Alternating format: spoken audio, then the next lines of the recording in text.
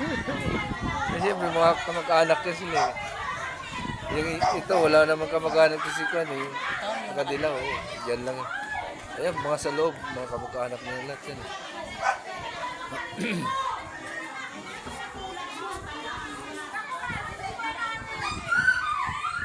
Ano problema sa parking?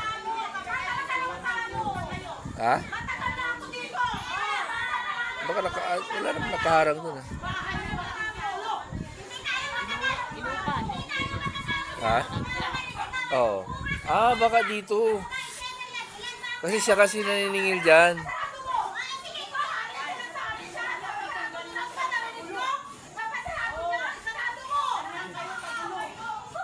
Kasi siya yung naniningil dyan. Yung mga kwa dyan. Oo, kasi yan, dalawa yata motor niyan eh. Yan dyan, dalawa yung motor niya.